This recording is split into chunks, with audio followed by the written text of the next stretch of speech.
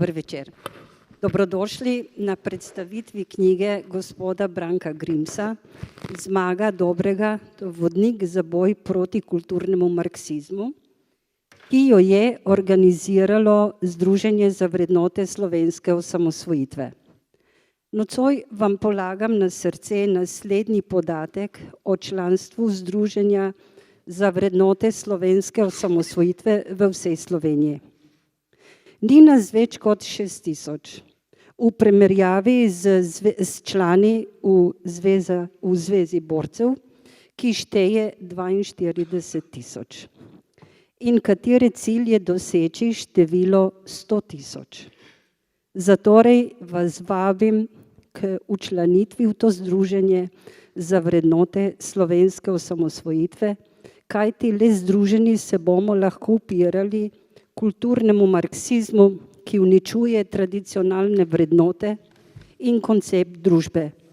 Če zmaga kulturni marksizem in zlom vrednot, ki držijo skupaj našo družbo, bo naš prostor zasedel islam, ki, kakor vsi vemo, ohranja visoko rodnost in pomembnost družine.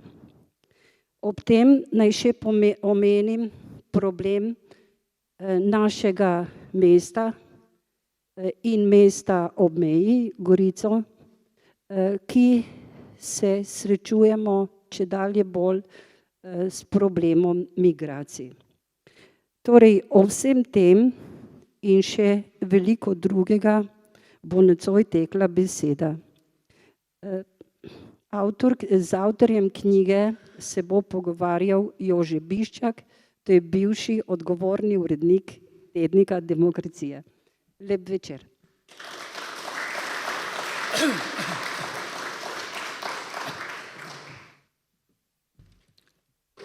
Dober večer in lepo pozdravljen še z moje strani. Me veseli, da vas je kar veliko prišlo. Jaz mislim, da vam ne bo žal v tej uri in pol, kar boste slišali in poslušali. Namreč knjiga Branka Grimsa, ki ga ni treba posebej predstavljati, je poslanec SDS in tudi kandidat za poslanca v Evropskem parlamentu pod številko, Brane? Daj mi petko. Tako, najprej nekaj, čisto na kratko bom kratek, bo gospod Grims potem več govoril in me še kaj dopolnil. Najprej o tej knjigi. Naslov je Zmaga dobrega. S podnaslovom Vodnik za boj proti kulturnemu marksizmu. 3 leta nazaj sem jaz gospoda Grimsa prosil, da napiše en tekst za neko publikacijo oziroma za neko majhno knjigico smo hoteli izdati en pripomoček. Samo do realizacije tega žal ni prišlo, samo gospod Grims je pol odločil, pa iz tega, kar je on naredil, napisal knjigo. In tako je nastajala knjiga. Res je trajalo 3 leta, ampak zdaj je tukaj in jaz sem vesel. To ni le vodnik, lahko služi tudi kot izobraževalni pripomoček dijakom, študentom. Napisana je na zelo razumljiv in berljiv način, ampak še vedno, bom rekel, na dovolj zavedljivi ravni, da bi lahko zadostila tudi akademskim kriterijem. Gospod Grims, glejte, kulturni marksizem ni nov pojav. Vi v prvem delu knjige bralcev sistematično peljete v nekatere zgodovinske vidike tega pojava, predvsem frankfurtske šole. Tam ugotavljate, da so predstavniki frankfurtske šole sprejeli v ZDA, kamor so pobegnili kot begunce, ampak v resnici so pa oni zasejali seme zla, ki ga danes prepoznamo in tudi poimenujemo kulturni marksizem. Bi lahko povedali, kdaj ste se prvič srečali s tem izrazom? Torej najprej tudi z moje strani vsem prav lep pozdrav. Hvala vsem, ki ste danes prišli in omogočili tale večer. Prav poseben pozdrav seveda VSO. Poseben pozdrav pa tudi gospe Ušajevi, moji nekdanji poslanski kolegici in današnji državni svetnici in pa svetnici v občinskem svetu.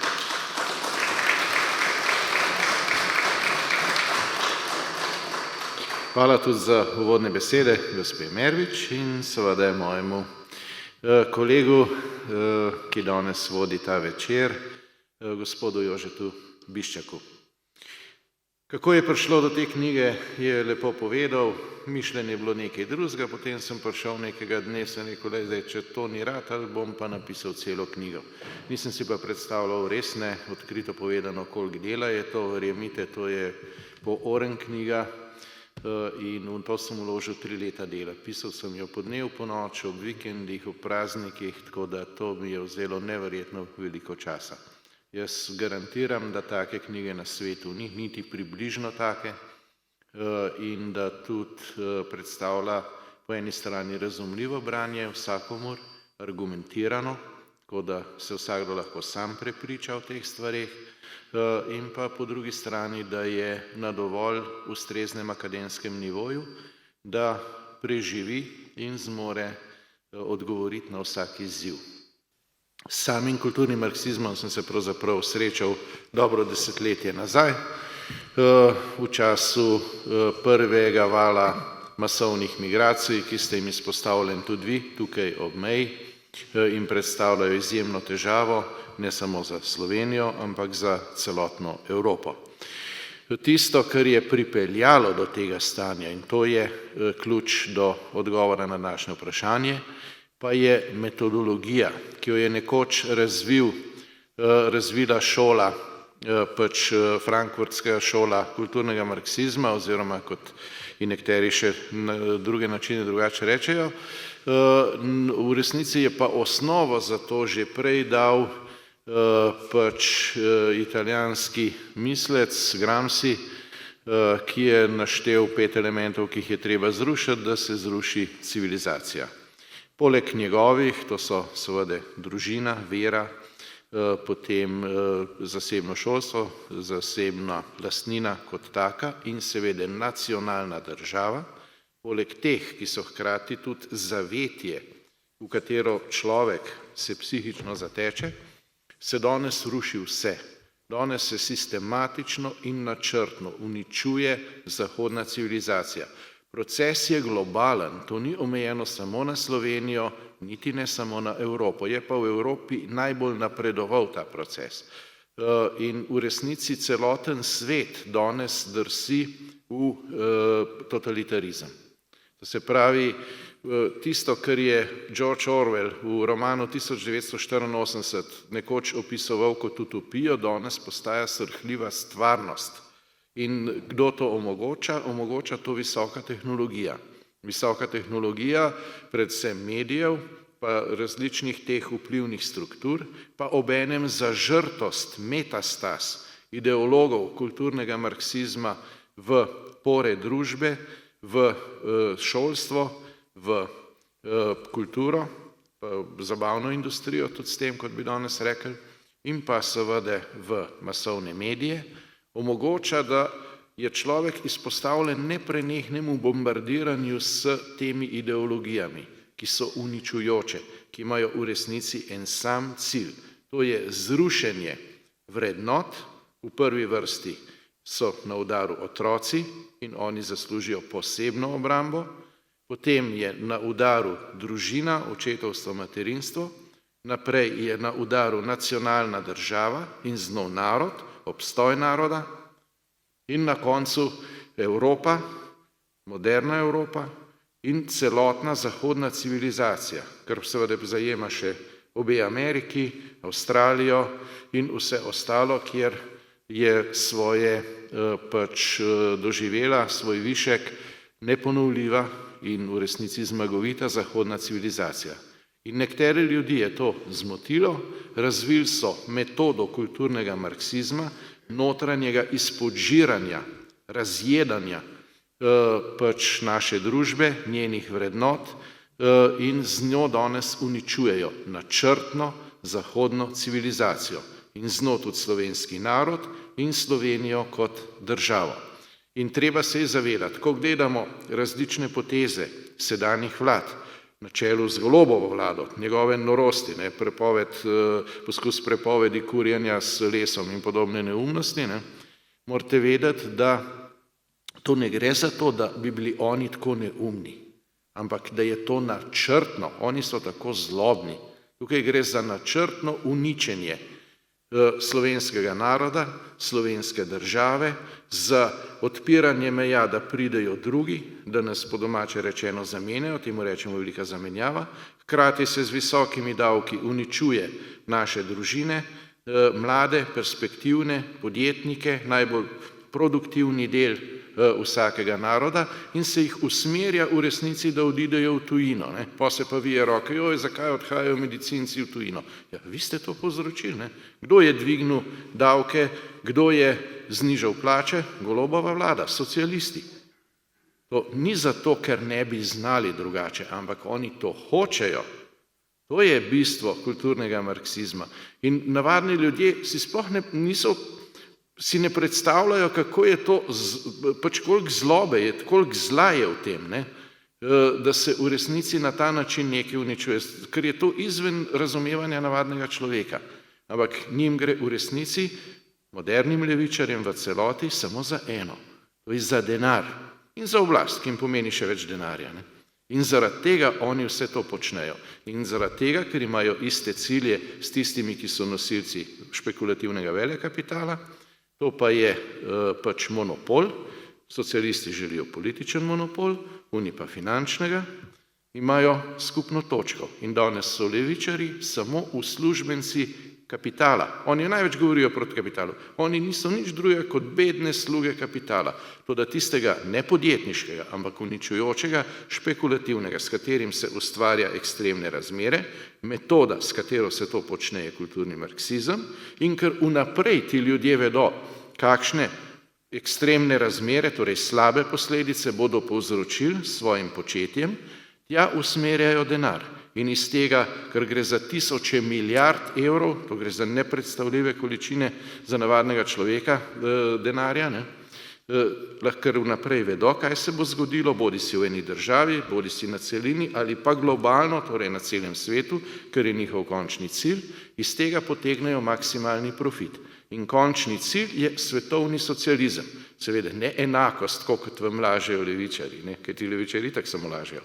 Ampak to, da bo imela peščica najbogatejših v rokah vse in vso oblast in ves denar, vsi ostali bodo pa samo revni potrošniki, ki ne bodo mogli poskrbeti zase, bodo pod strogim nadzorom totalitarnega sistema, z njimi se bo manipuliralo in na to ste obsojeni, če ne prepoznate kulturnega marksizma, če ga ne prepoznamo in se mu odločno ne upremo. To je naša naloga, to je naša odgovornost do nas samih in do naslednjih generacij, torej do naših otrok. Gospod Grims je omenil, da gre levičarjem samo za denar. Bom samo povedal en primer, kako je bilo s prvimi ideologi kulturnega marksizma, ki so prišli v ZDA. Takrat so oni pač bili begunci, so ušli pred nacionalnim socializem, ampak kulturni marksizem pa nacionalni socializem sta samo dve plati istega kovanca. Namreč po drugi svetovni vojni so se te ljudje vrnili v Evropo, ampak niso šli nazaj v Nemčijo, ampak šli so v Švico. Tam so živeli v vilah in uživali mirno starost. Šli so v Švico zato, ker je Švica pač pregovorna država, ki varuje kot skrivnost bančnih računov vsakogar. Oni so živeli v Švici kot bogataši. Ampak, gospod Vining, preden midva nadaljujeva in preletiva na kratko vsebino knjige, bi vas prosil za en komentar. Namreč, levičarji pravijo, da je kulturni marksizem desničarska teorija zarote. Ampak največji hec je, da oni poznajo to isto teorijo samo pod drugim imenom. To je kritična teorija. Dejstvo je, da kritično teorijo, tako imenovano kritično teorijo, je razvila frankfurtska šola na osnovi teh elementov, ki sem jih prej naštel. In ta kritična teorija pomeni kaj? Da vse, kar je ustvaril Evropa, tisti evropski človek ali pa beli človek, če želite, ne, da vse to je samo negativno. Posod smo samo izkoriščali, krivd za to je beli moški, pol je bela ženska, pol je beli otrok. In ko enkrat to poslušaš in pogledaš strani, to seveda ni noben boj za pravičnost ali pa za zatirane manjšine. To je v resnici najbolj groba, najbolj zavržna, najbolj odvratna oblika protibelskega rasizma. To je v resnici kritična teorija. In to, kar vam prodajajo danes levičarji kot zavzemanje za, ne vem, za zatirane, za boge in čudno zmeraj se zavzemajo za kriminalce, pa za tiste, ki kršijo zakon, pa za pač neke ljudi, ki bi pravzaprav sodili kakšno institucijo za zdravljenje, ne, s tem, da seveda iz tega vlečejo korist. Tukaj gre v resnici samo za denar. Dve stvari nikdar ne pozabite, kadar vam govorijo levičarji. Ne. Prvič, karkoli reče levičar, morate obrniti na glavo. To je Orwell krasno povedal že v svojem romanu 1984. Ne. Če levičar reče mir, to pomeni vojno. Če levičar reče, da bo depolitiziral javno radio televizijo, to pomeni, da jo bo tako podredil levičarski ideologiji, da bo samo še najbolj bedno levičarsko trobilo, nič vredno, brez kakršnekoli zveze s razumevanjem pač tega, kar bi medij moral biti, se pravi pluralizma mnenj in podobnega, vedno gre za popolno nasprotje. In pa seveda še nekaj. Tukaj je treba poznati pa Murphyjeve zakone. Ne?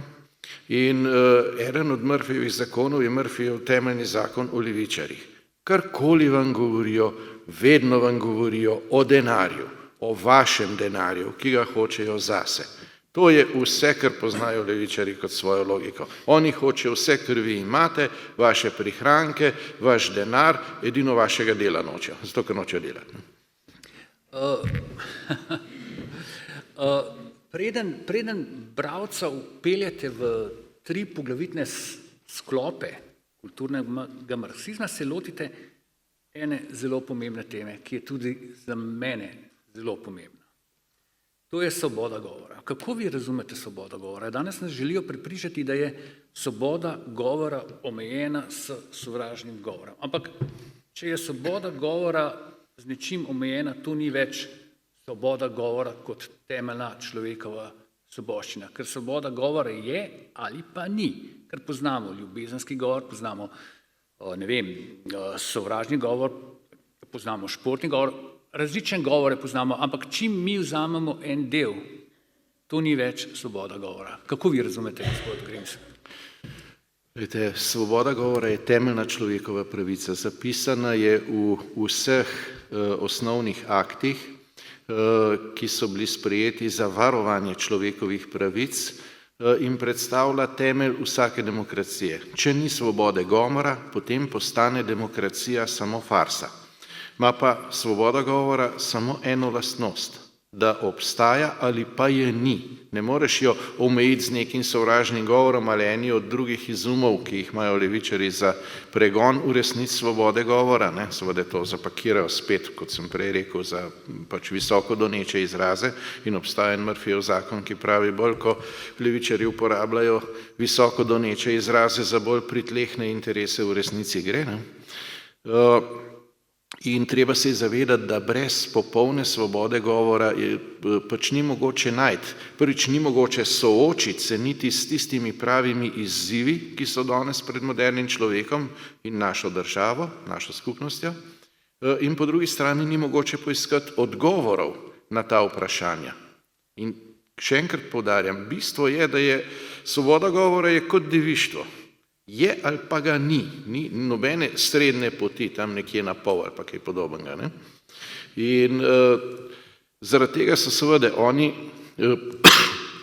ker se bojijo svobode govora, ker se bojijo soočenja z realnostjo, zaradi tega, ker pač nimajo nobenega argumenta, ne jih pa podcenjevati, kajti na te lepo doneče floskule, ki so jih razvijali skozi 100 let, to ni nekaj, kar bi se razvilo v enem dnevu, ne, nasedajo danes množice in vlečejo z njimi, kot bi, to je v bistvu kolektiven štokholmski sindrom, ne, ker na koncu tisti, ki so jih socializem največji vir revščine na svetu v resnici, ne. In tisti, ki so jih spravili ob vse, na koncu volijo socialiste, ja, saj samo oni so za socialo, samo oni nam bodo pomagali. Ne? In je v bistvu to kolektivni štokholmski sindrom, ko žrtev na koncu pomaga lastnemu rablu, zaradi tega, ker sploh ne razume več realnosti, ker izgublja stik z realnostjo. Ne? In oni na to računajo. Temeljni pogoj pa je seveda, da omejijo svobodo govora. In zato so razvili 4 temeljne metode. Prvi je sovražni govor. Ta je izjemno nevaren, tudi zato, ker so tudi mnogi na desnici lahkomiselno sprejeli ta koncept. Ne? Ja, da moramo biti vljudni, pa prijazni, pa ne vem kaj še vse. Ne? Pozabili pa so, da tisti hip, ko to tolmači levičar, ne gre več za pregon nečesa, kar bi bilo sovražno, ampak gre za pregon resnice. Kaj je v resnici? Če pustimo vse visoko doneče floskule ob strani, sovražni govor, pregon sovražnega govora, o katerem recimo ima ogromen zapovedati tudi Robert Golob in njegova levičarska kamarila, ki je v Sloveniji na oblasti. To je v resnici preganjanje vsega, kar razgalja laži levičarjev in kar pač jasno pove, kaj je resnica. Resnica je zanje najhujši sovražni govor. Ne? In to ni edin koncept, ki so ga zato razvili. Drugi koncept je pač politična korektnost, da se o stvareh, ki njim niso všeč, ki jih razgaljajo, sploh ne sme govoriti. Ne moramo biti politično korektni, ne smemo stvari imenovati s pravim imenom. A veste, pa v bistvu v koliko kratkem času se je to razvilo? Lejte, še leta 2008, ko je pač vlada Janeza Janše, ki je bila takrat na oblasti cel mandat, še vodila Evropsko unijo prvič. Sem vodil v državnem zboru odbor za kulturo in šolstvo, visoko šolstvo, in tam smo imeli sestanek vseh evropskih parlamentov iz Evropske unije in Evropske komisije in Evropskega parlamenta. In popolnoma soglasno je bil sprejet moj predlog, da prvi in temeljni pogoj za pač dialog, za kulturo dialoga, ali pa če želite za medkulturni dialog, je, da stvari imenujemo s pravim imenom, se pravi brez kanca politične korektnosti. Takrat je bilo to še soglasno sprejeto. Danes pa vsi preganjajo pač sovražni govor in govorijo o politični korektnosti. Politična korektnost je samo izgovor za omejevanje svobode javne besede. Če stvari ne imenujemo s pravim imenom, če pristajamo na to logiko, potem smo točno v Orwellovem 1984. Ne? Potem je pač tako, kot je bilo rečeno, ne? Svoboda postane vojna in obratno in vse je obrnjeno na glavo. No, potem sta pa še drugi 2 metodi, ne, ki sta v resnici še veliko bolj usodni. Prva je cancel culture, ne, to se pravi izbris nekoga oziroma kultura izbrisa, ne, kot bi bil direkten prevod tega pojma, ta pa je izjemno nevarna. Ne. Ker zakaj gre? Oni v resnici nekoga oblatijo, to je stara metoda, ki jo je čudovito povedal ravno tukaj, v Novi Gorici, nekdanji predsednik Milan Kučan. Ne. Najprej pač diskreditacija, potem likvidacija, po potrebi tudi fizična. Ne. Ampak skladno s tisto dodatno manipulacijo levičarjev je to takoj hotel pripisati nekomu drugemu. Ampak to v resnici levičarji delajo že 100 let. Ne.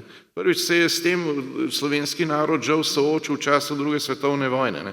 Ko so revolucionarji pod krinko boja z okupatorjem, dejansko je šlo pa za boj z lastnim narodom, ne, pač nekoga oblatili in potem so začeli pobijati. Ne? In tako se je v resnici začela za slovenski narod druga svetovna vojna v tisti najbolj grozljivi bratomorni obliki. In to velja še danes. Ta metoda deluje še kako uničujoče, uporabljajo jo pri različnih teh ideologijah, zlasti pri eko, o kateri bomo govorili malo kasneje. Kako to poteka? Nekoga, ki se ga bojijo, ne, zato ker razgalja njihove laži, ker zna povedati stvari tako, da ga ljudje razumejo, ga oblatijo in potem naslednjo minuto ga odrežejo od vseh možnosti, da bi na to odgovoril. On kar izgine iz medijev, izgine iz javnega življenja ali pa se ga omenja samo tako, ta je lažnivec. Ne, da bi se mu dalo najmanjšo možnost, da bi kjerkoli pojasnil svoja stališča. In na ta način dobesedno izbrišejo lahko neko misel, neko idejo, neko osebo ali tudi skupino oseb iz javnega življenja. Ta zadeva je izjemno uničujoča. S to sem se soočil tudi sam, ker sem bil pač nekoč vodil posamezne stvari, ki so bile izjemno njim v škodo in bi bile še bolj, če bi bile dokončno uveljavljene. Ena je bila, to je bil zakon o RTV, predtem je bil večinski volilni sistem. Ko sem peljal otroke na Brezje, so to objavili, izenačili mojo družino s Goebbelsom. Goebbels je svojo družino pobil, to verjetno veste. In potem so še objavili, zakaj je to utemeljeno. Gregor Repovž, ki je bil potem dolgoletni predsednik Slovenskih novinarjev, je napisal cel uvodnik, da pravzaprav sem jaz sam kriv, da moji otroci trpijo. In oni so doživljali v šoli neverjetne zadeve. Če vam to začnem razlagati, včeraj sem na nekem srečanju, boljš, da ne ponavljam tega. V šoli so jih tepli, zvabili so, to opisujem tudi v knjigi, pa so še hujši primeri bili. Da je hčera prinesla fotoaparat v šolo, kao da se bojo slikali, so jo zamotili, so šolci, da se razumemo, so ji ga vzeli, razbili in potem so se norca delali. No, in ti tvoj preklet Janšev nacist kup novega. In podobno je doživela hčerka, ko je šla v Veliko Britanijo, ko je hotela samo pojesti, so rajš hrano uničili, zmetali pred njo na tla, jo pohodili, so rekli, proklet nacist naj to plača, pa ne ti kup. Otrok je pa 48 ur doma je oko postal. Ni hotel ne jesti, ne piti. Da si boste predstavljali, kaj so doživljali moji otroci. Temu se reče pa cancel culture. In je izjemno učinkovita metoda, verjemite. Za nekatere, tudi za mojo družino, se nikoli ta zgodba ni končala. Grozljive zadeve. Zdaj se bo pa lotila teh 3 sklopov, ki so bistvo vaše knjige. Prvi sklop je LGBT, mislim, se jaz težko... Ideologija LGBT+. Izgovorim to kratico, ker mi nikakor ne gre niti v glavo, niti iz ust. LGBT agenda, kamor spada tudi teorija spolov in tako naprej. Kaj je nevarnost te ideologije? Ta ideologija je v prvi vrsti napad na naše otroke. In večina jo razume tako kot celoten koncept kulturnega marksizma, v bistvu napad norosti na normalnost, vendar verjemite, in to je tudi ena od rdečih niti v moji knjigi, gre za več od tega. Tukaj gre za večni spopad med človeštva, med dobrim in zlom. In v resnici ideologija LGBT nima s homoseksualnostjo, ki je zelo veliko skupnega, čeprav jo oni levičarji na vsak način hočejo enačati. Ker ko jim ta enačenje pade, se šele razgalj, kako nizkotna zadeva je v resnici to. Razgalj se pa recimo na primerih kot sta Dolce in Gabbana ali pa Martina Navratilova. To so ljudje, ki so bili sami homoseksualno usmerjeni, ampak s to ideologijo LGBT plus noče imeti ničesar in jo zavračajo v celoti. Dolce in Gabbana sta izrecno rekla, da je posvajanje tujih otrok v homoseksualne pare popolnoma nesprejemljivo, ker otroci zaslužijo imeti normalno življenjsko okolje, ki ga v tem okolju pač ne morejo pridobiti. In potem se je nanje usulo iz pač teh krogov ideologov LGBT+, iz kulturnih marksistov, torej gore, žaljiv, grožen, gnojence, tako da sta delno malo korigirala, kot se temu reče, po domače rečeno sta se nazaj potegnila in potem sta se umaknila iz javnega življenja. In danes ne dajeta praktično, noben od njih ni več dejal pravzaprav od takrat javnih izjav.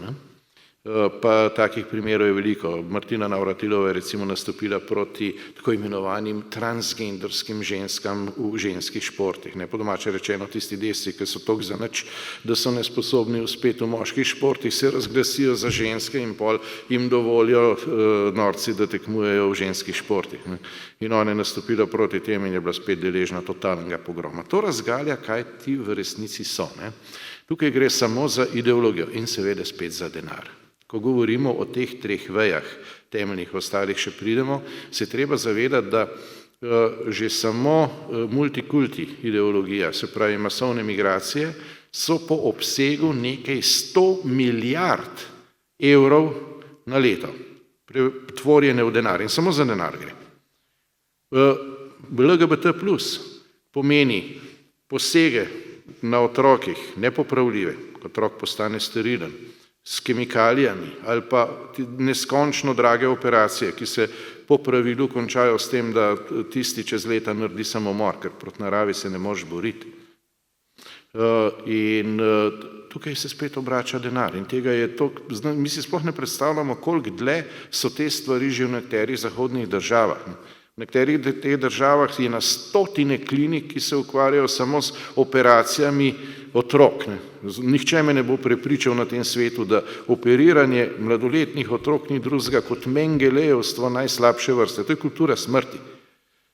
In s tem se služi. To je neverjetna količina denarja. Stotine milijard evrov se tam obračajo. In spet gre samo za denar. In seveda krona vsega je pa eko, do česar še pridemo, tam se obračajo pa tisoči milijard. Ne? In ker seveda, če to seštejete, vse to skupaj predstavlja kulturni marksizem v vrednostnem smislu, ne? V smislu denarja. Zato se je proti njemu tako težko boriti. Ko se postaviš z eno takole knjigo proti kulturnemu marksizmu, se zavedajte, da se s tem postaviš proti tisočem milijardam evrov denarja ali pa tisočem milijardam dolarjev. In ti tisoči milijard lahko kupijo razne znanstvenike, najbolj slavnih titul, zato da podpišejo največje neumnosti tega sveta, da jih pol oni prodajo in razglašujejo za veliko znanost, čeprav si vejo, da ni nikakršna znanost, ampak je ideologija. Ne? Lahko kupijo politike, lahko kupijo sodnike, lahko kupijo tožilce in seveda lahko kupijo medije. Tukaj gre za to, da imate tak denar lahko podkupi in kupi, če želite, stotine tisočev ljudi na vplivnih pozicijah. Zaradi tega se je proti kulturnemu marksizmu tako težko boriti. Ampak treba se je.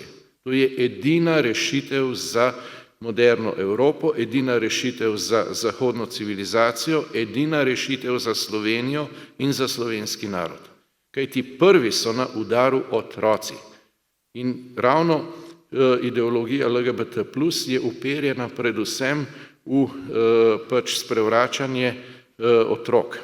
Kaj oni v resnici? Oni ne morejo imeti sami otrok. Ne? Dva moška lahko počneta, kar hočeta, pa ne morete imeti otrok. Ne? Tukaj je pač, lahko bi rekli, odločil dobri Bog, ali pa, če želite, je taka biologija. Ne?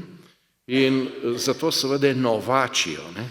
In lahko bi to tudi, če povemo, brez vsakega kančka politične korektnosti opisali takole, ne? Da tisti, ki sami zase vedo, da so nori, ampak s tem služijo, hočejo novačiti otroke in jih usmerjati, da bi bili še oni nori, zato da bi oni manj nori osnovi izgledali, pa se malo manj nore počutili. Ampak služili bi po vsakem primeru. Ne? To je v resnici ideologija LGBT+, če jo enkrat pretvoriš v govorico normalnega človeka. Ne?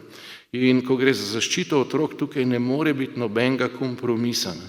Tukaj ni srednje poti ali pa ne vem, dostikrat tudi na desnici je bila zmeraj tisto, joj, moramo najti en kompromis pa srednjo pot.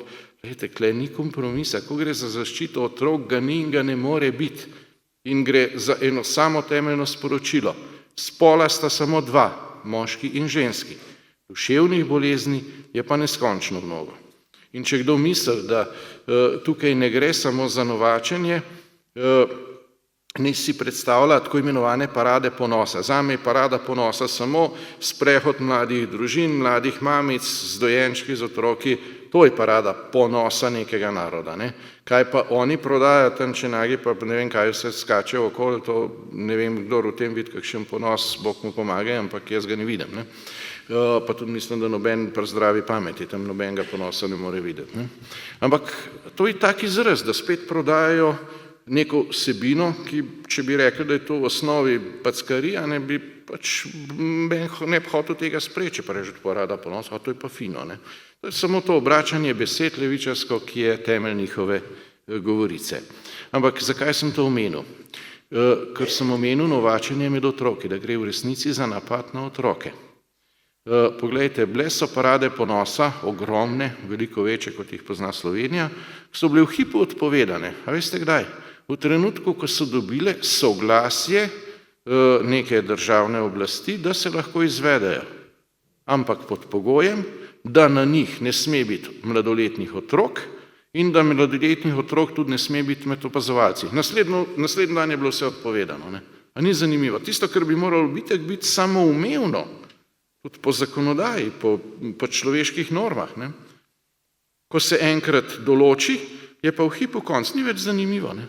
Če nimajo nikogar, da bi ga spravljali v norost, potem pa se tega ne izvede. Ker kaj je v resnici, zakaj je to napad na otroke? Zakaj so prvi cilj kulturnega marksizma napadati uničujoče ideologije, raka vrednot, vedno otroci? Zato, ker otrok je nepopisan list papirja. On sprejema dobronamerno svet, sprejema dobronamerno ljudi, sprejema dobronamerno vse, kar mu odrasli rečejo. Ne? In zanj je svet preprost za otroka. Poglej, kaj je družina, očka, mamica, pa jaz. Ne? Smo to družina. Ne? To je... In ko pa pridejo, pazite, to, kar vam govorim, so doživeli moji otroci, to ne govorim iskar na pamet, sem pa opisal to tudi v knjigi. Ne? In to, prosim, je bilo že 50 let nazaj. Ampak žal so hodili ravno v eno od osnovnih šol, ki je bila vodena že takrat strani ultralevičarskega ravnatelja, danes se hoče strani Golobove vlade, to pa vsilt vsem šolam, ne? Brez izjeme, kot temelj in se to že dogaja. Ne? No, kaj so doživeli? V 4. razredu že osnovne šole so prišli k njim pač propagandisti LGTB ideologije iz Ljubljane, in je morala celo učiteljica iti ven iz razreda, on je ostal sam in pol so jim tam razlagali bedarije v stilu, ja, kako je fajn, če sta dva fantka, pa se imata rada, pa se mal primeta tam dol, pa kako je fajn, če sta dve punčke, pa se mal poljubita, tudi mal dol, pa gor, pa kako je to dober, pa da itak je pa sploh super, če imajo taki pol še, da posvojijo otroka, da to je edino normalno, tudi edino pravilno, in mende, da so jim celo slike kazali, ne, s tako vsebino. S tem, da po slovenski zakonodaji, ne, po kazenskem zakoniku, je izpostavljanje otrok pornografiji, in tukaj gre za pornografijo, pa za čisto nič drugega, ne, kaznivo dejanje. Jaz sem takoj, ko sem za to zvedel, dal ovadbo, ampak lahko mi verjamete, da policija niti trzana. Ne. Vam pa polagam na srce, dajte, če zveste kaj takega od vaših otrok, dajte vsak posebej in si skupaj vložiti kazenske ovadbe. Če bomo vsi tako ravnali, sistem ne bodo upali naprej. Kajti oni vedno gredo toliko daleč, zato pravim, tukaj ni kompromisa, ne. Kolikor jih spusti normalen desna stran, ali pa, če želite, človek, ki ima še zdrav razum. Ne. Oni se nikoli ne pomaknejo nazaj, ampak oni bodo šli naprej, pojo pa čakaj, pa se bojo spet pomaknili, toliko daleč, ko ga spustiš. Ker oni grejo, v bistvu bi lahko rekli, da še danes ravnajo po priročniku VKPB. Ne. Tisti, ki smo bili rojeni še v prejšnjem režimu, vemo, kaj je tam pisalo. Ne. On mi je pisalo, da pravi komunist razume samo govorico sile. Ne. Ko ga enkrat užgeš po parklih, ne, potem jih pa neha stegovati po otrokih. Dokler pa ga boš ti gladil, pa obravnaval, kot da gre za dobronamerno osebo, pa tukaj ne gre za nobeno dobronamernost. Ne. Če imaš ti ideologijo, ki razglaša, da so beli otroci zlo, prostite, ta ideologija je čisto zlo sama po sebi in se kot tako tudi razgali. In kot tako je treba tudi zavrniti v celoti. In zaščititi je treba otroke. In to mora biti prvi cilj našega ravnanja, našega življenja v s kulturnim marksizmom okuženi Evropi. Sledi dokaj obširno poglavje oziroma sklop, ki ste ga naslovili eko. To je pa spet ena taka zadeva, kjer se obrne tudi veliko denarja. Ja, kulturni marksizem ima v temelju 3 veje. Ne. Prvi je LGTB+, o katerem sem govorila, drugi, ki je z njim mogoče bolj povezan kot eko, je multikulti, masovne migracije, po domače povedano, ne. In obema je cilj uničenje družine, uničenje otrok, uničenje Evropejca, uničenje evropskih narodov, uničenje evropskih nacionalnih držav, odprtje meja. To je skupno obema in zato ima ta marsikatere skupne metode in skupne ukrepe, ki jih ti ideologi vsiljujejo. Predvsem, kot sem povedal, mladim. No, poseben model pa je ideologija kulturnega marksizma eko. Ta je v resnici daleč najbolj podprta z denarjem. Tukaj se obrača po nekaterih ocenah nekje 2000 milijard evrov na leto, svetovno seveda, da ne bo nesporazuma, po nekaterih celo že dvakrat toliko. Skratka, tukaj je nepredstavljivo denarja. Zakaj gre? Gre za čisto izmišljotino, da je svet pred tem, da bo zgorel. Zdaj, v čemu je trik? Jaz sem geolog in mene pač ne morejo s takimi neumnostmi vleči za nos. Samo treba je razumeti, da ko govorimo o naši materi zemlji, o zemlji kot celoti, da je to drugače, da so druge dimenzije, kot jih mi doživljamo sami. In oni na to igrajo, ker človek je pač vsak zase prepričan, da je najbolj pameten, najbolj pomemben in tako naprej. In zato je zanj relevantno tisto, kar sam doživi. On je prepričan, da je to edino pomembno, kar je sam doživel. Kaj je bilo pa prej, pa najbrž ni pomembno.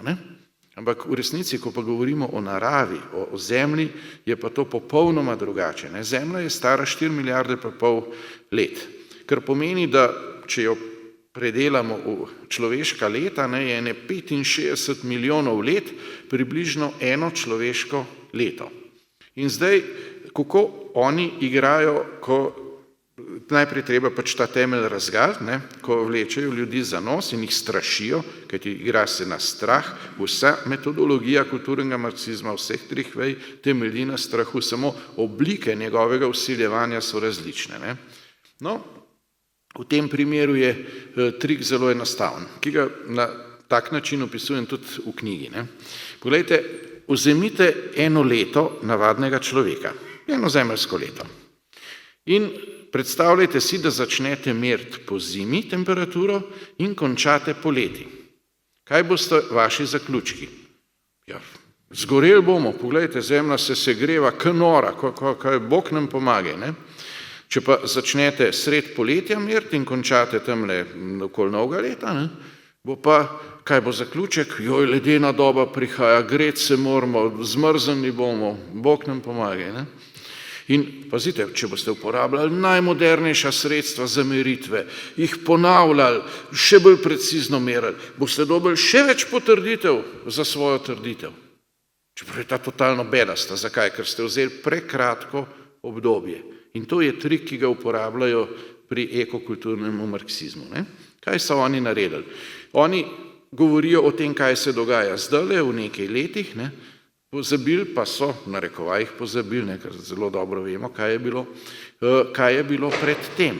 In morate vedeti, da Zemlja je med letom 1550 in 1870 doživela tako imenovano malo ledeno dobo, ko so bile temperature 2 do 3 stopinje nižje od siceršnjega predhodnega povprečja. In so tudi bile nižje, kot so danes. In v resnici se Zemlja zdajle segreva nazaj na tisto, kar je bilo prej. In se ne dogaja prav nič posebnega in prav nič izjemnega, kar se ne bi dogajalo že nekajkrat. Ampak to še ni nič. To je tako, kot tista prodaja, veste, na televiziji. Počakajte, da še dodamo. Pa, treba je vzeti eno zemeljsko leto, smo rekli, da dobiš vsaj približno normalne podobe. In to imam vse lepo v knjigi dokumentirano. In če to naredite in vzamete 65 milijonov let, kajti to je približno primerljivo z enim človeškim letom, v zemeljskem seveda obdobju, potem boste ugotovili, da je ves ta čas bila na Zemlji neprimerljivo višja temperatura, kot je danes, ki se zgana tako histerijo. Ves čas. V eocenskem maksimumu, kot se mu reče, to je sicer celotno 65 milijonov, ravno tisto obdobje od tistega kometa, ki je trešil, pa je pobil dinozaure do danes. Temu se reče v geologiji kenozoik oziroma novi zemeljski vek.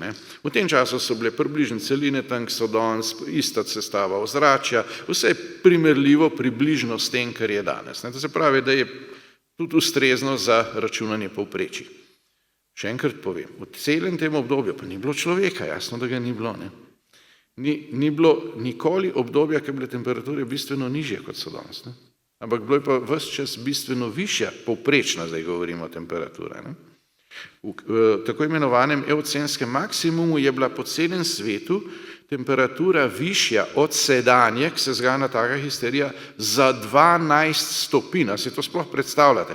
To bile klele čist saharske temperature, ne, da si predstavljamo, kaj to pomeni 12 stopinj, ampak to je bilo po celem svetu.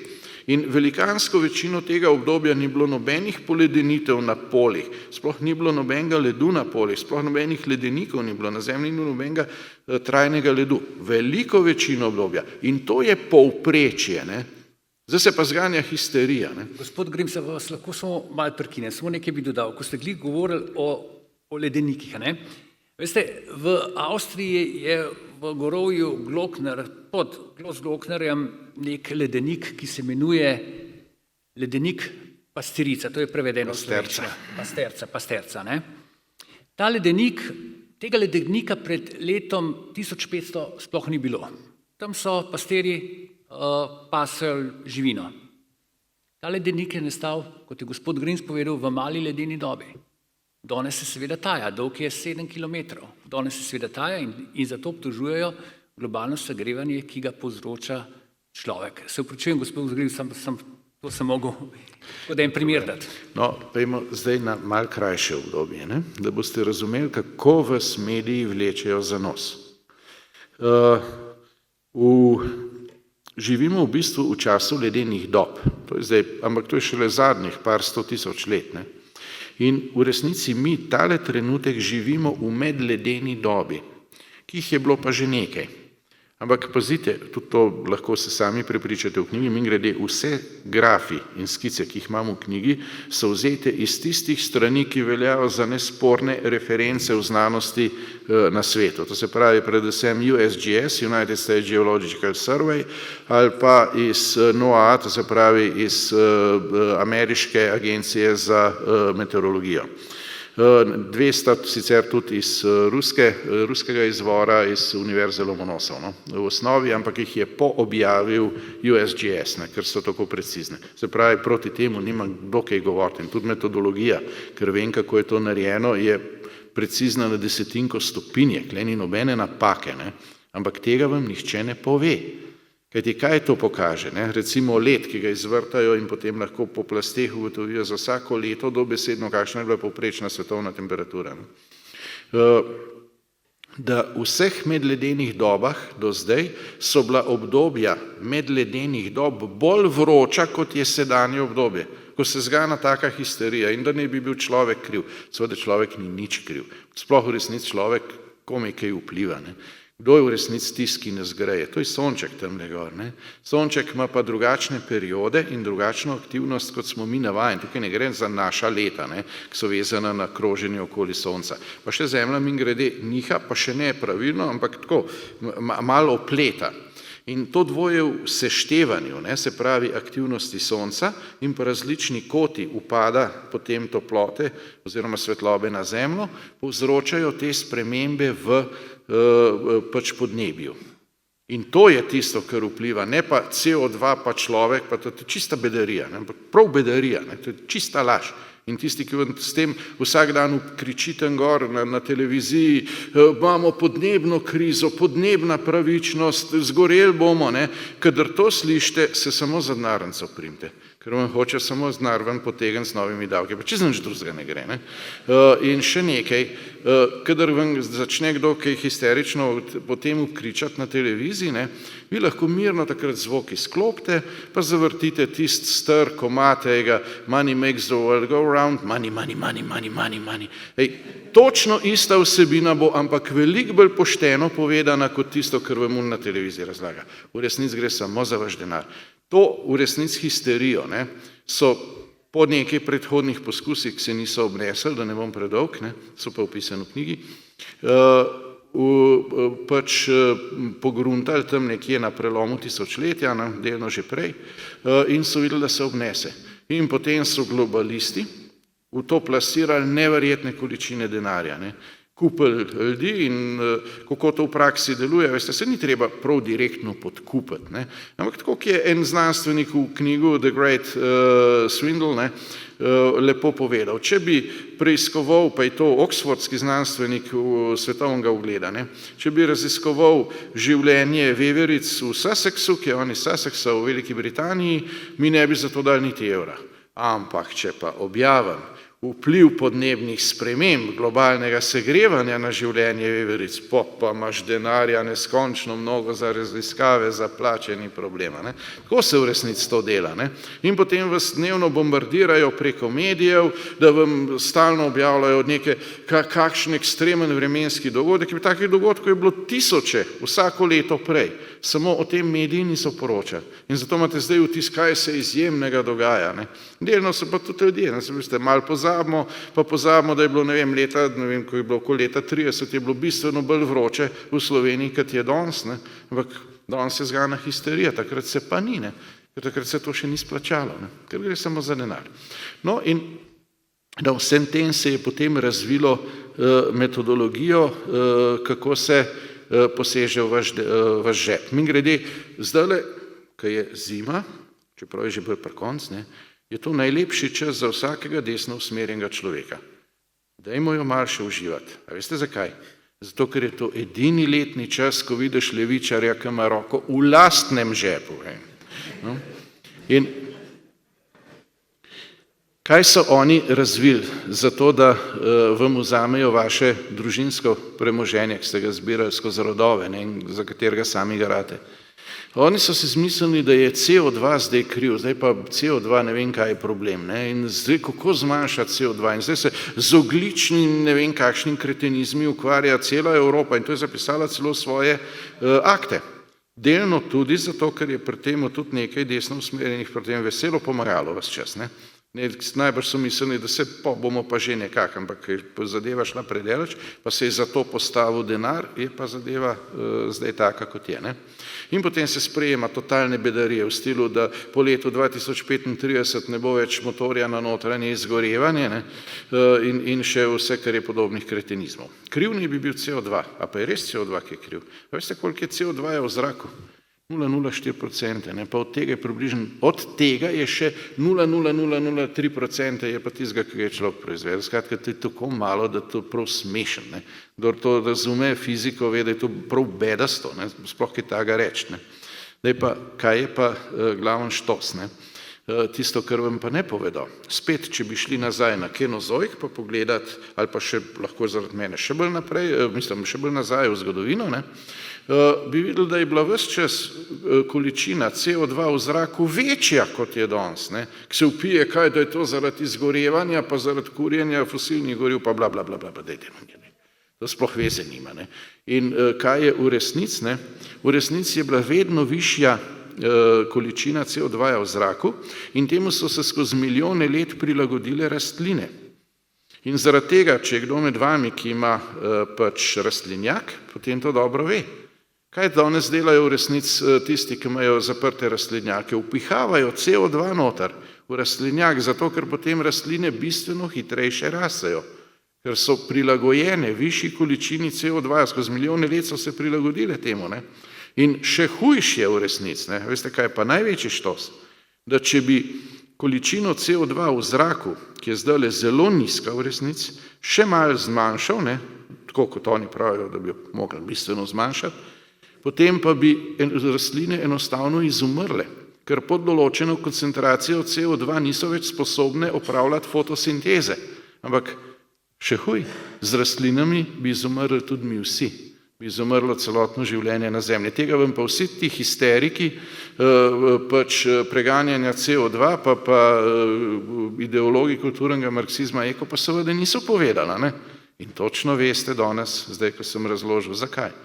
Zato, ker je v resnici vse sama laž, uperjena samo za to, da vas spravi ob vaš denar. Kot rečeno, zadevo peljejo globalisti in oni se dobesedno delajo norca iz vas. Ne grejo zasebnimi letali na srečanja, kjer pol razlagajo, da vi morate pa jesti ščurke, pa da ne smemo več, da moramo živino pobiti, pa je kmetijstvo treba uničiti, zato ker bomo s tem reševali svet. Ne. In oni pa ob tem seveda jejo fino argentinsko govedino, ne, in oni razlagajo, kako oni to se trudijo in se borijo s podnebnimi spremembami in verjemite, da se bodo borili s podnebnimi spremembami do zadnjega centa vašega denarja. Ko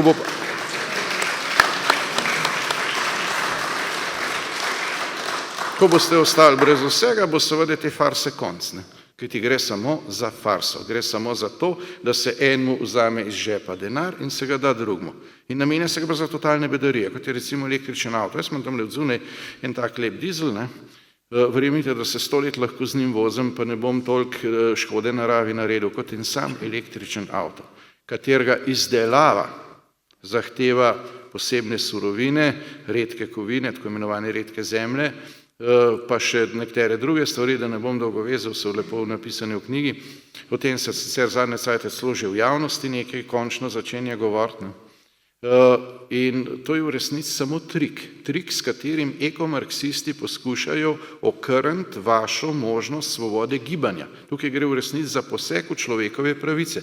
Kajti v resnici, če bi hotel, tako kot je zdajle zapovedano, ne, to bo seveda treba spremeniti, se iz tega nič ne bo, ampak seveda morajo pa ljudje zato iti na volitve in voliti desno in samo desno, ne, potem bi morali presedlati vsi na električne avte. A pa je to realno?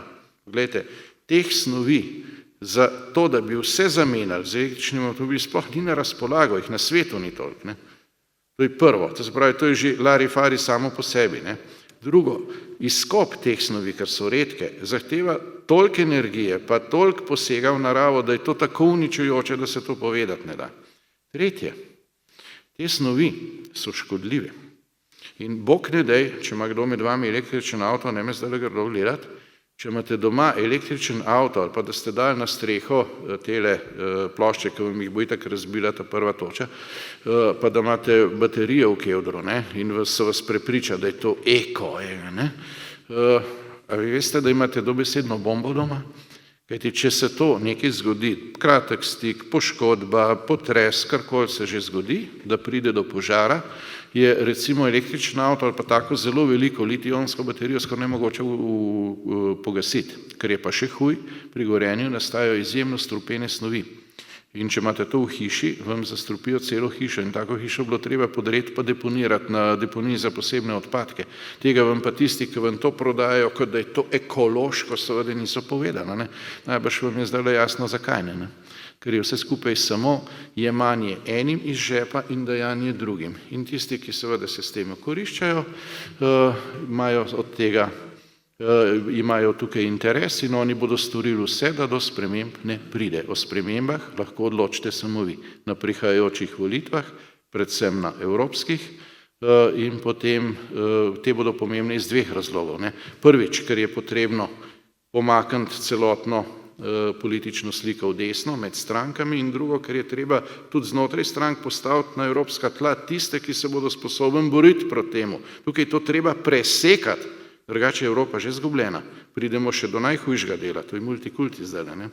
In če se tega ne preseka dovolj odločno, potem pač se z Evrope v naslednjih nekaj letih, ne da je ne bomo več spoznali, ampak preprosto je ne bo več, ker jo bo ta sistem popolnoma razžrl, ker je že močno razžrta, ne. In zaradi tega so te volitve tako pomembne, ne. In drugo, kar je pri teh volitvah, ne, od njih bo zelo odvisno tudi, pač kaj bo potem v Sloveniji. Ker verjemite, da se bo potem gledalo rezultate in ko bodo ocenili, da pač so rezultati taki, da se ne morejo s tem več igrati, bodo oni šli na predčasne volitve. In če bomo zdajle na teh volitvah volili dovolj odločno desno, potem bodo, verjemite, v ene pol leta, leto dni prišle predčasne volitve v Sloveniji in se bo ta nočna mora te levičarske vlade, kulturnega marksizma, ki je institucionaliziran v njej, za Slovenijo končala. In to je edina možnost za to, da Sloveniji vrnemo njen razvojni potencial, da jo ohranimo in da jo razvijamo naprej za naše otroke. Kot ste že na kratko napovedali, je tretji sklop, ste naslovili multikulti. Tukaj pišete o migracijah. Migracije so seveda se dogajale skozi zgodovino človeštva ves čas, ampak te sodobne, bo rekel, postmodernistične temeljijo na kakšni politiki odprtih mej. Vi pravite, da gre za plačano invazijo, ki bo pripeljala do velike zamenjave. No, velika zamenjava je dejstvo, tukaj vsi dobro poznate tamle Tržič, nekdaj slovensko mesto, danes Monfalcone v Italiji, tam je gospa Cisint, županja, hotela lansko jesen opraviti pogovor z lokalnim imamom. Imam je v islamu hkrati cerkven in posvetni poglavar, ne? Se pravi verski in posvetni poglavar. In zato, da bi prišlo do hitrejše integracije. In on je zavrnil s posmehom, gospa, sej nas to ne zanima, nas integracija ne zanima, mi jo bomo zamenjali. Toliko odgovor na tisto, kar ste tudi postavili na začetku, ker levičarji stalno govorijo, da so to neke teorije zarote, ne, tudi velika zamenjava ne bi bila teorija zarote. Ne, iz teh besed je popolnoma jasno, zakaj gre. Gre za zamenjavo in to je dejstvo. In Evropa ni nič izpostavljena nekim beguncem, pa ne vem kakšnih neumnosti, ki smo jih poslušali 10 let, ne, sicer sem bil vedno proti, ne, in zato nazmerjan z vseh strani, pa čeprav sem se zavzemal samo za to, da je treba spoštovati zakon in točno to in samo to še je danes trdim, če bi se spoštovalo mednarodno zakonodajo in zakonodajo pač držav članic EU, na čelu Slovenije v našem primeru, ne, potem se nič od tega, kar se je zgodilo, ne bi moglo zgoditi. Ampak državo se je izpostavilo in vas vse, in nas vse, in naše otroke, in celotno Evropo in zahodno civilizacijo pač masovnim migracijam načrtno. Ker je to, kot sem povedal na začetku, cilj kulturnega marksizma. Velika zamenjava je cilj, to ni nekaj, kar bi pač prišlo samo od sebe. Ne?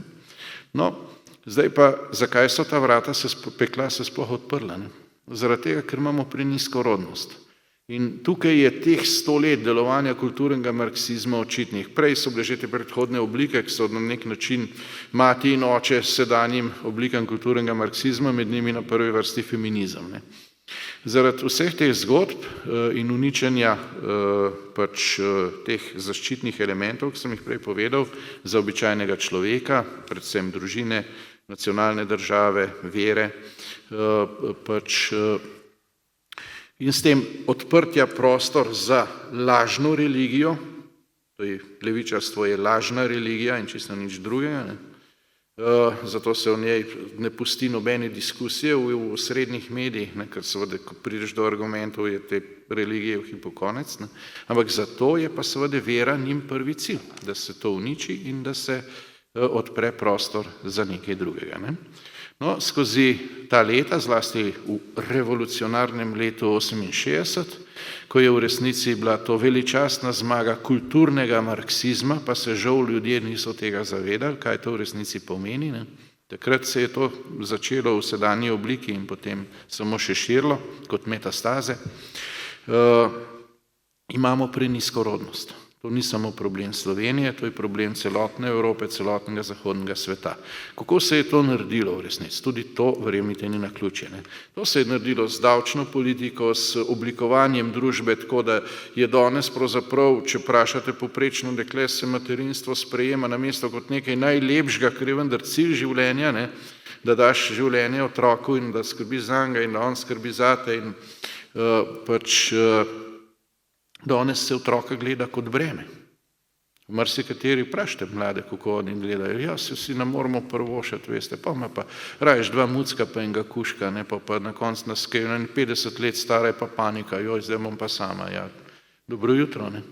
Zakaj si pa nasedel na kulturen marksizem? Ampak žal, če te vse bombardira, ne, šola te s tem bombardira, mediji te s tem bombardirajo, vsi te s tem bombardirajo, na koncu živiš že v pač nekih fantazmah in sploh ne razumeš, da ta strah, ko deluje kot panika, povzroča popolnoma zgrešene odločitve. Ne? Jaz sem sam na lastne oči videl, ušesa doživel to, na neki predstavitvi v Evropskem parlamentu, ko sem sodeloval na eni okrogli mizi, pa so bile samo desne stranke vabljene, nobene leve. Da je par žensk, ko sem govoril o tem, da je pač treba zavrniti ideologijo kulturnega marksizma in omogočati najpomembnejši, najbolj pozitiven civilizacijski premik v smeri zaščite družine, očetovstva, materinstva, otrok in da je to temeljni pogoj preživetja in nadaljnjega razvoja Evrope, je par žensk, mladih punc, doživelo dobesedno izpad. Jaz ne bom imela otrok, zato ker je treba reševati zemljo in sploh ne razume, kakšno zemljo s tem rešuješ, človek božji. S čim? A zato, da boš iz Afrike ti bodo pa pripeljali 25 člansko družino, tisto pa ni problem.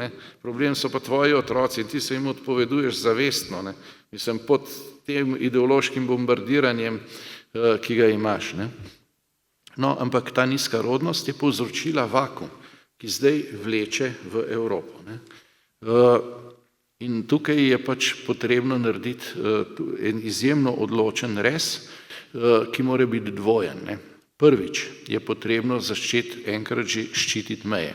Ronald Reagan je bil kristalno jasno. Ronald Reagan je največji ameriški predsednik prejšnjega stoletja.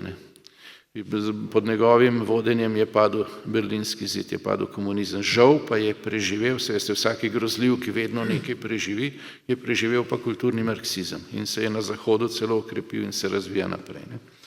On je lepo povedal, obstaja samo tista država ali pa meddržavna skupnost, ki brani svoje meje.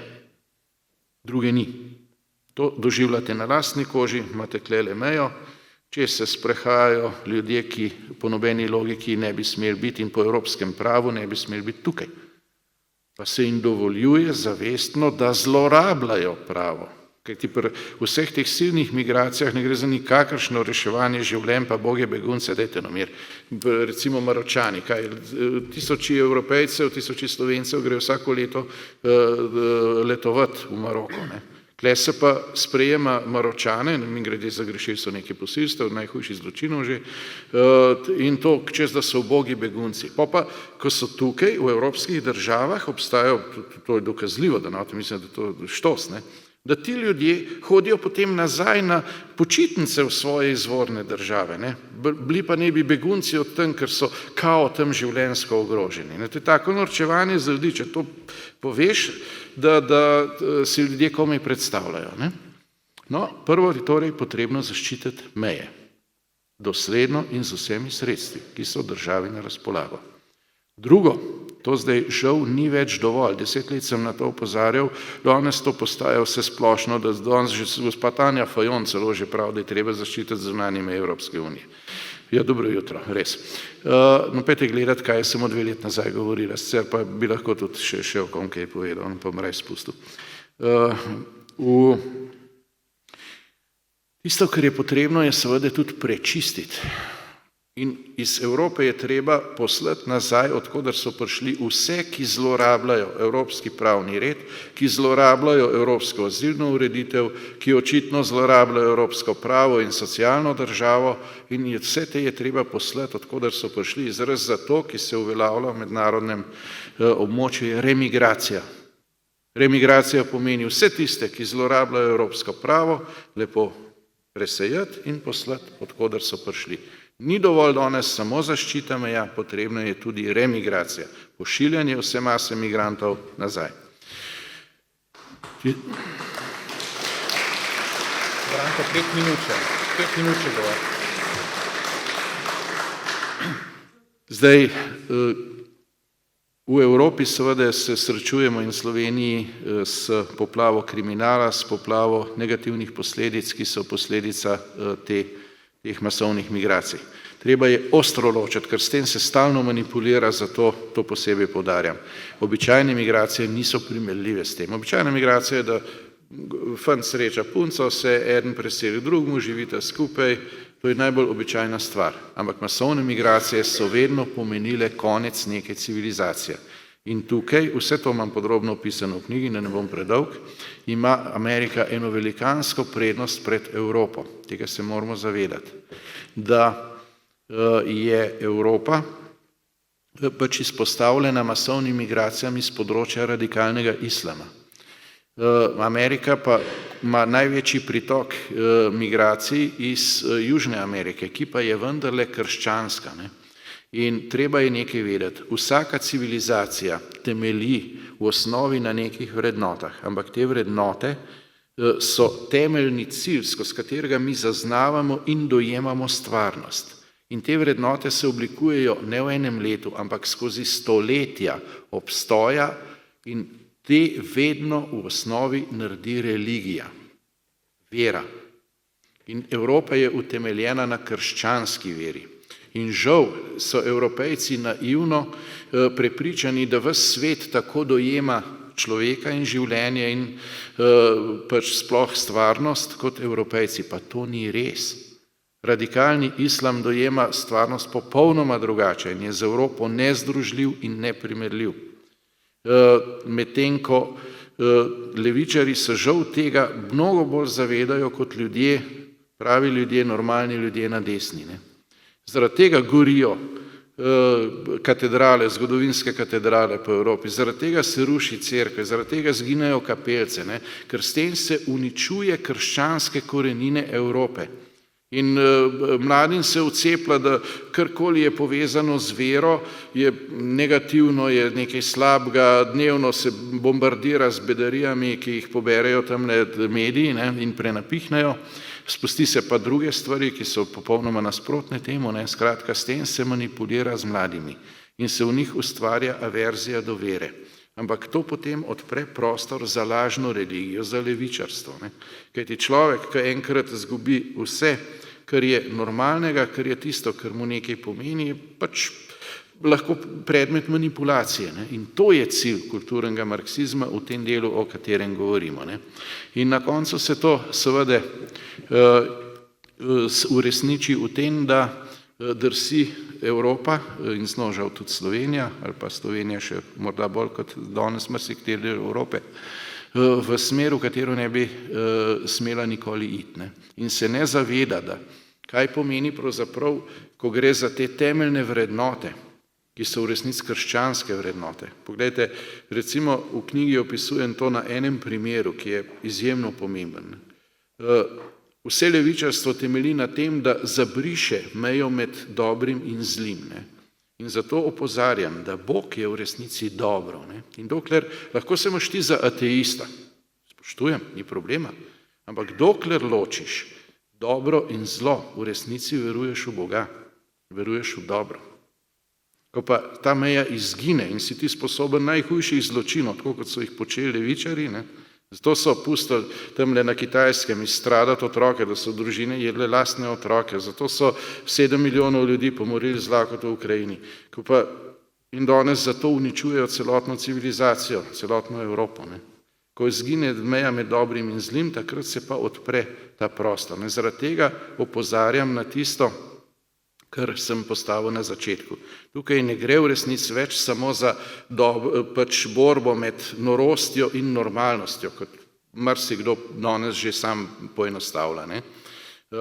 Že da smo do te točke prišli, je trajalo mnogo let, ne, da se je to priznalo. Ampak tukaj gre za veliko več. Gre v resnici za večno borbo človeštva med dobrim in zlim. In gre za našo odgovornost za to, da zmaga dobro. Vete, na nek način je to poskušam pokazati tudi z naslovnico. Ne.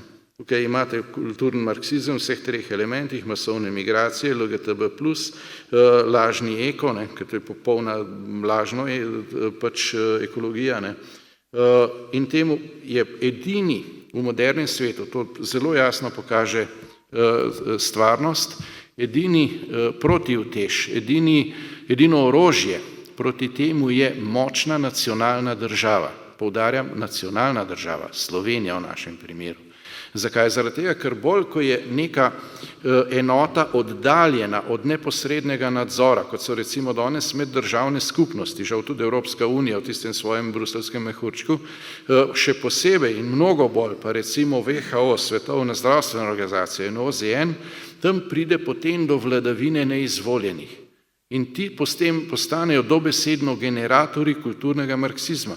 Svetovna zdravstvena organizacija, verjamete ali ne, tudi to imam tle dokumentirano, je dala navodila, kako je treba 4-letnim otrokom A črkujem 4-letnim otrokom v vrtcih dajati navodila, da kako naj masturbirajo, pa kako naj otipavajo svoje kolege in prijatelje znotraj vrtca. Pri 9 letih jih je treba seznaniti, kako je pač homoseksualnost nekaj pozitivnega in jih usmerjati v to smer in tako naprej. Ampak zanimivo, ne? Ta navodila, pazite, so za Evropo in za evropskega človeka in za evropskega otroka.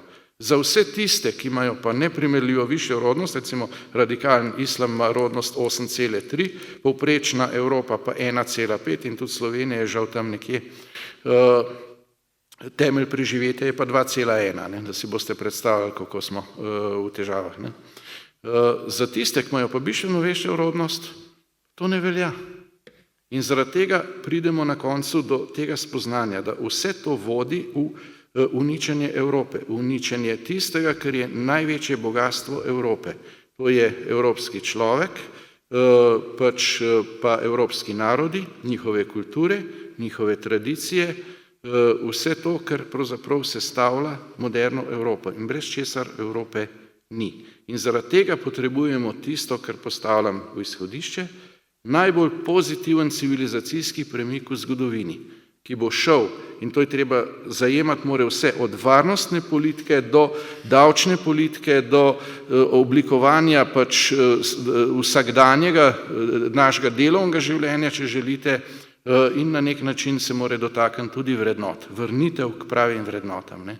Da se bo doseglo premik torej v smer zaščite družine, otroka, očetovstva, materinstva, nacionalne države in da se bo pač na ta način ohranila in okrepila spet Evropa. In če smo to sposobni, bomo preživeli. Če ne, verjemite, bo konec. Preden bo za zaključek še kakšno rekla, oziroma preden vam bom postavil zadnje vprašanje, bi prosil iz občinstva, če ima kdo kakšno vprašanje za gospoda Grimsa ali pa kakšen komentar. Tukaj smo zaradi tega, da vi postavite tudi kakšno vprašanje, da se pogovarjamo, da poveste svoje mnenje. Mi, da z gospodom Grimsom so velika zagovornika svobode govora, kakršnokoli mnenje je dobrodošlo. Predvsem pogovarjati se moramo in upati si moramo povedati, kar si mislimo. Tam ne se en gospod javil. Bodite kratki, da bodo lahko še prišli drugi za vrsti.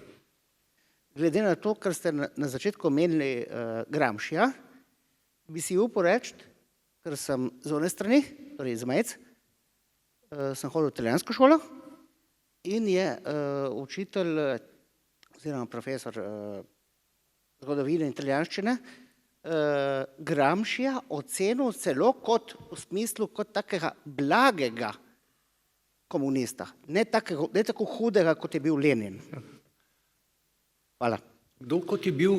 Kot je bil Lenin. Aha. Sem razumel, lejte. Sem kaj? Ste razumeli vse? Ja. Hvala. Če lahko samo odgovorim. Seveda, tukaj je ravno ta razlika med starim levičarstvom in novim. Ne? S tem, da morate vedeti, da pri starih, kakorkoli so že bili grobi in nasilni, je v določeni meri, ne čisto na vrhu, ta je bil vedno do konca pokvarjen, to je v resnici mafijska združba, ne? Ampak je bilo nekaj idealizma. Danes pri teh modernih levičarjih, kakšen idealizem neki, oni bi, da nam nekaj zelo ga zdaj rekel, ker imam na jeziku, v glavnem, oni bi prodali karkoli in kogarkoli, samo če bi nekdo to kupil, no? Ne bom mečken lepše povedal, kot tisto, kar sem mu na jeziku. Morate nam reči nekaj razumeti, ne? Spremenile so se metode in ravno zato, ker te metode niso več tako grobe, so pa zato toliko bolj učinkovite in so se zato kot v obliki kulturnega marksizma inkorporirale noter celo uradne odločitve in uradne listine Evropske unije in celotne zahodne civilizacije in žal tudi Slovenije. Je pa o teh stvareh, ne?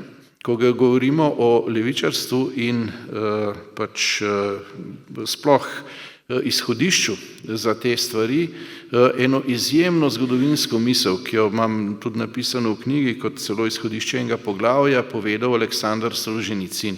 In meni osebno je ta misel genialna, da jo vedno znova ponavljam tudi v parlamentu. Glejte, največja laž v zgodovini človeštva je to, da je socializem orožje revnih delavskih množic za obvladovanje finančnih velešpekulantov in bankirjev. V resnici je pa socializem orožje finančnih velešpekulantov in bankirjev za obvladovanje revnih in nevednih delavskih množic. In tukaj je ta bistvena razlika, danes se vidi, kam to pelje, ne, med levim in desnim, kot ga pojmujem sam. Ne.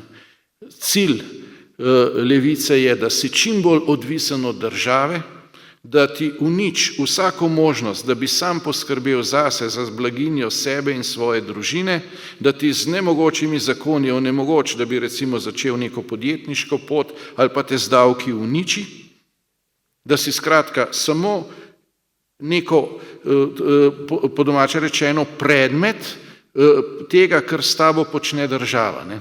To so mokre sanje vsakega socialista. Ne. Cilj desnega pa je, da poskrbi za take okoliščine, za tako zakonodajo, za tako ureditev družbe, da lahko vsakdo poskrbi za blaginjo sebe, za blaginjo svoje družine, da je s tem dejansko neodvisen in svoboden od države. Kajti samo tisti, ki je pač podjetniško svoboden, ki je finančno svoboden, je v resnici tudi zares svoboden. Ne?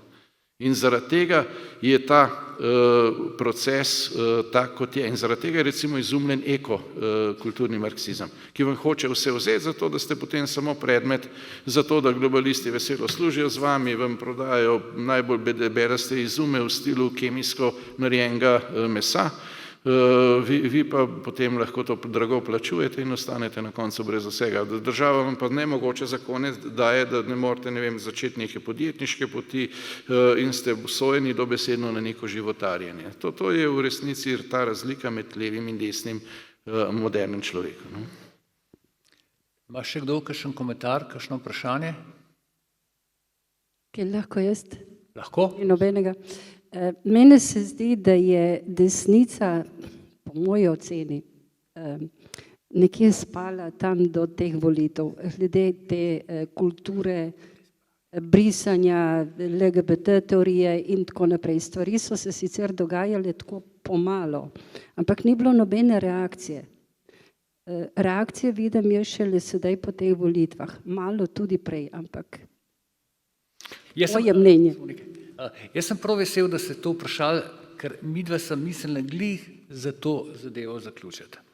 Namreč gospod Grims na koncu piše o pravi desnici. Kaj je to prava desnica? Gospod Grims, če bi lahko zdaj malo pokomentirali gospod in še povedali malo o pravi desnici na kratko.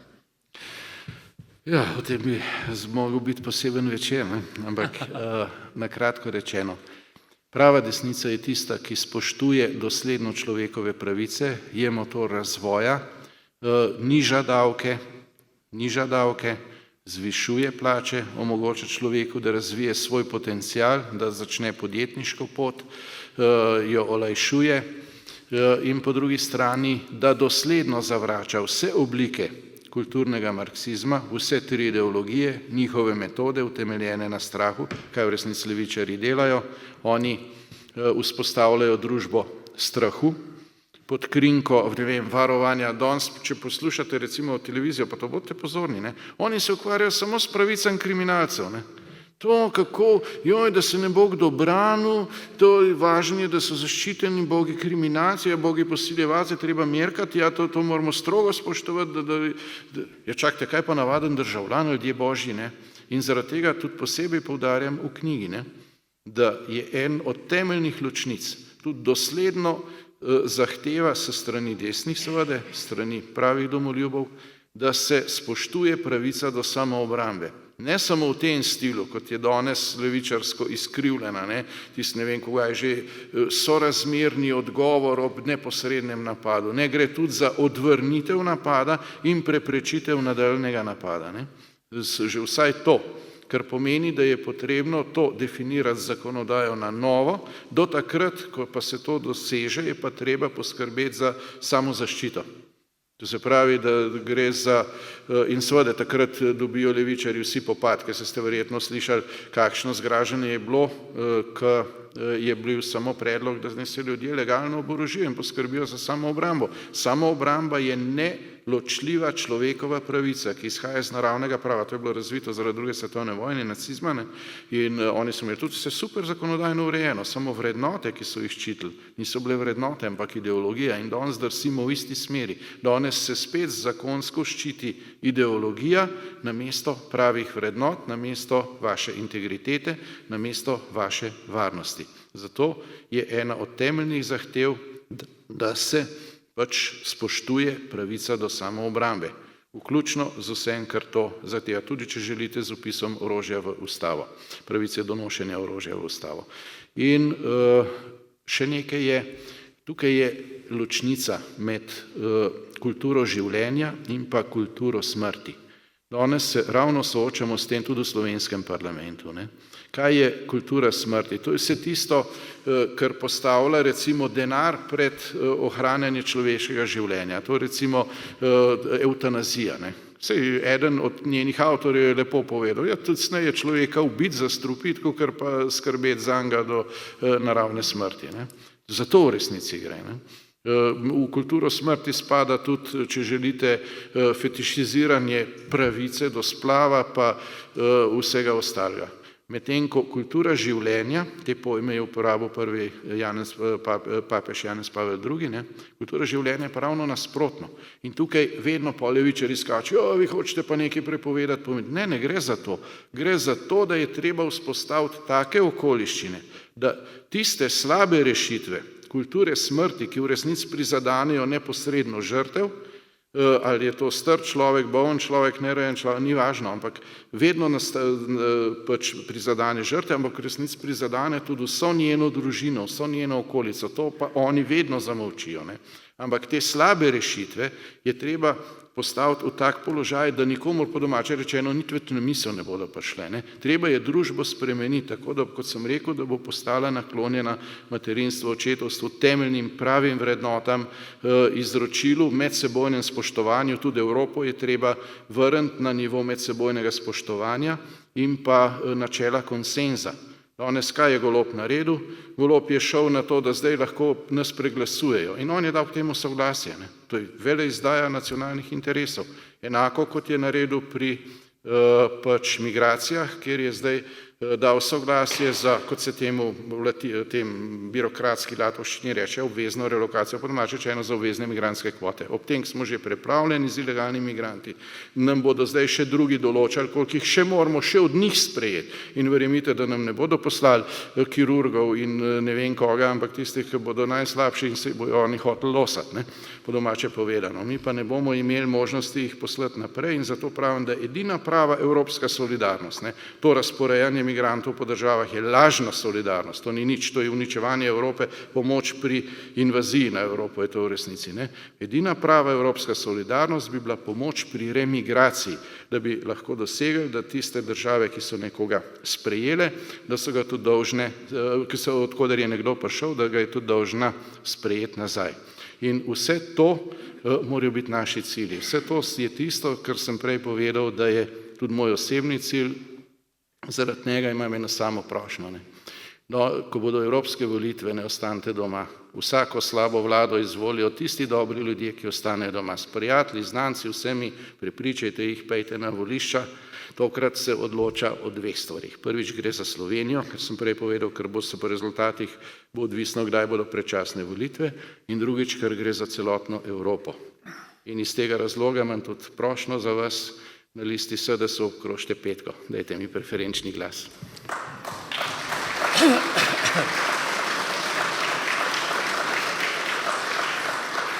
Še eno vprašanje. No, pa zelo na hitro bomo. Golob lomi ene škatle, če rečemo po domače, Musarjeva pa druge škatle. Mene osebno zanima, pod kakšnimi pogoji oziroma po kakšnem dovoljenju je ona oprostila te Palestince, ali kar so že bili, ima ono to v njenem delokrogu, a je to more brez sodstva, brez kakšnega razkrivanja, na kakšni podlagi ona to lahko naredi? To so bili kriminalci, baja, kaj je že bilo. To mene prav zanima, no, tako, in verjetno še kakšnega tle. Hvala. Hvala, bom nadaljeval kar tam, kar sem prej končal. Ne? Poglejte, vsi levičari so se zgražali na tem, kaj je bilo rečeno, dajte se legalno, pazite, torej zakonito, poziv je bil zakonit, k zakonitemu ravnanju, oborožiti in poskrbite za svojo varnost. Niti en levičar, vključno z gospo predsednico države, pa ni povzdignil besede, ko je prišlo do masovnih posilstev strani legalnih migrantov, posilstev stare gospe, do nasilja v Ljubljani, do oboroženih ropov, do vsega kriminala, ki danes, zaradi katerega si nekateri celo že ne upajo več sami na ulice, tako pa je bila nekoč Slovenija daleč najbolj varna država celo na svetu, ne, v Evropi pa zagotovo. In v tem je tudi odgovor na vaše ravnanje. Poglejte, kaj je v resnici levičarstvo, no? Če spustimo vse velike besede pa socializem, to je organiziran kriminal. Ne? In zato seveda je popolnoma logično, da oni tudi ščitijo kriminalce pred navadnimi ljudmi. Namesto, da bi ščitili navadne ljudi pred kriminalci, navadne ljudi omejujejo pri samoobrambi in ščitijo kriminalce. Ne? In če je pa že kjer slučajno obsojen, ga pa pol predsednica oprosti. Ne? Pa je krog zaključen in zadeva je popolnoma logična. Če jo gledate z vidika kulturnega marksizma. To je njihova politika. Če imaš na oblasti kriminalce, potem pač so kriminalci zaščiteni. Ne? In zaradi tega je treba iti na volitve in voliti desno in samo desno. Left is left and right is right. Je pravilo, ki so ga spoštovali marsikje in zdaj je čas, da ga uveljavimo tudi v Sloveniji. Skrajni čas, verjemite. Na tej točki bomo mi počasi zaključili, čas teče. Hvala vsem, ki ste prišli, hvala VSO-ju za tole gostiteljstvo. Zdaj vas pa povabim, gospod Grims je precej že povedal, ampak še mnogo več je pa v njegovi knjigi Zmaga dobrega, ki jo lahko kupite tam, gospod Grims vam bo pa napisal posvetilo, kdorkoli si želi. Hvala, da ste prišli. Hvala vam. Hvala torej tudi z moje strani. Bog vas živi in Bog živi našo domovino Slovenijo.